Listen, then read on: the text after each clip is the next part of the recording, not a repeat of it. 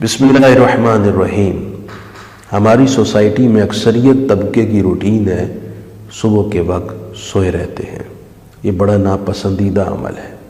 نبی اکرم رحمت عالم صلی اللہ علیہ وسلم کے بیشتر فرامین اور صحابہ اکرام کے متعدد آثار صبح کے وقت کے سونے کی ناپسندیدگی پر موجود ہیں۔ اللہ تعالیٰ نے اس کائنات کو فطرت کے قانون پر پیدا کیا ہے۔ صبح کے وقت اٹھنا فطرت کا متقاضی ہے، اور اس وقت سوئے رہنا خلاف فطرت عمل ہے، اور ہر وہ عمل جو فطرت کے خلاف ہو اس کا انسان کو نقصان ہوتا ہے۔ سورج صبح کے وقت نکلتا ہے، اندھیرے کو روشنی میں بدل دیتا ہے، اس کی کرنیں سے فضائیں مہک اٹھتی ہیں، سبزہ، چرند، پرند اور کائنات کی بیشتر چیزیں اس سے قوت اور افزائش حاصل کرتی ہیں۔ یوں ہی انسان کا صبح کے وقت اٹھنا بھی اس کی متعدد کامیابیوں کا پیش خیمہ ہوتا ہے۔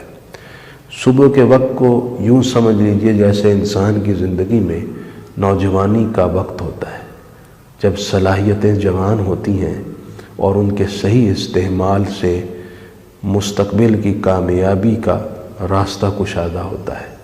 یوں ہی جو صبح کے وقت اٹھتا ہے اس کے لیے یہ سارا ماحول میسر ہوتا ہے، اور جو نوجوانی کے اس بہترین اور مرکزی وقت کو ضائع کر دے اس کا مستقبل تاریک ہو جاتا ہے۔ یوں ہی جو صبح کے وقت کو سو کر ضائع کر دے وہ بہت ساری برکات سے محروم ہو جاتا ہے۔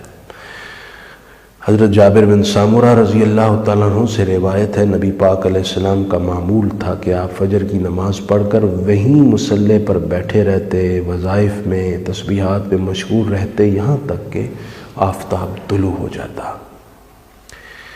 اسی طرح حضرت انس کی ایک روایت ہے، نبی کریم علیہ السلام نے فرمایا لا تناموا عن طلب ارزاقکم فیما بین صلاة الفجر الی طلوع الشمس۔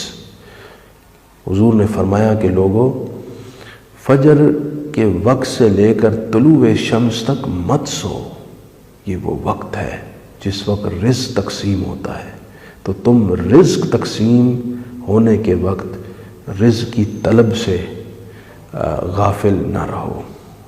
متعدد روایات اس مضمون کی بھی موجود ہیں، گویا جو اس وقت سوتا ہے وہ رزق لینے والوں کی صف میں کھڑا ہی نہیں ہوتا، تو وہ رزق کی برکت سے محروم رہ جاتا ہے۔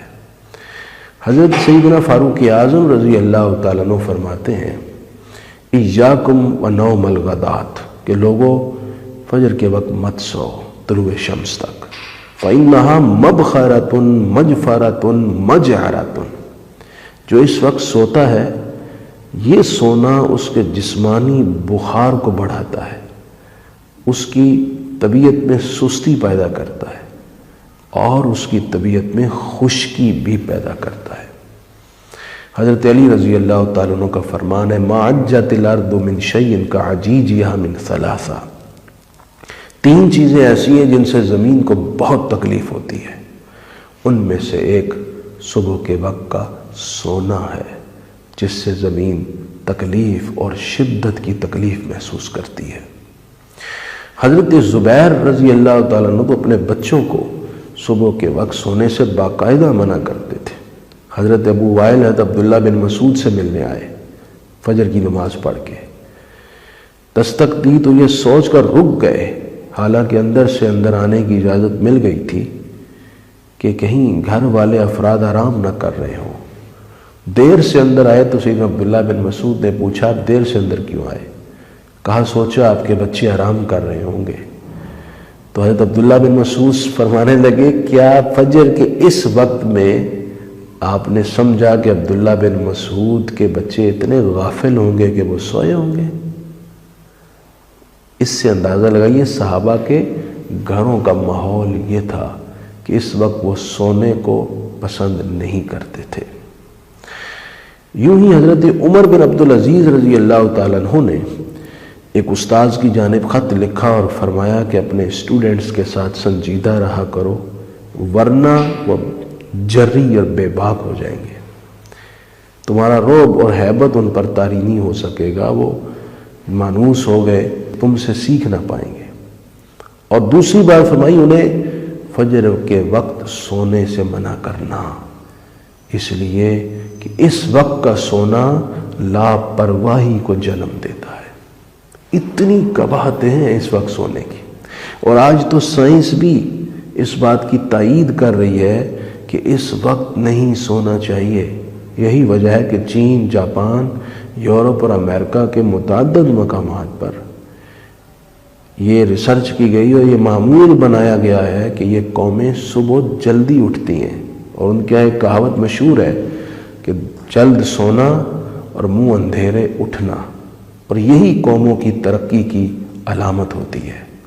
ہم جو اس عظیم علمی خزانے کے وارث ہیں جو رحمت عالم صلی اللہ علیہ وسلم نے اپنی امت کے لیے چھوڑا، ہم کیسے محروم ہوتے چلے جا رہے ہیں۔ وہ اقوام ان تعلیمات کو لے کر صبح جلدی اٹھیں اور ترقی کے نئے نئے زاویے روشن کریں، اور ہم ان برکت والے لمحات میں سوئے رہیں، یہ ہمیں زیب نہیں دیتا۔